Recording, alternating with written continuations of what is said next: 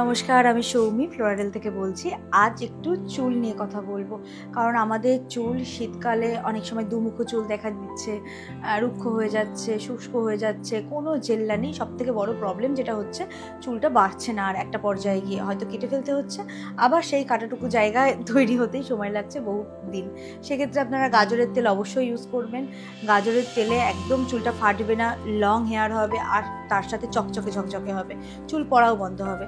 আর আরেকটা affordable product আছে, সেটা হচ্ছে আমাদের হেয়ার স্পা, যেটার মধ্যে আমাদের অলিভ অয়েল রয়েছে আর সূর্যমুখীর তেল।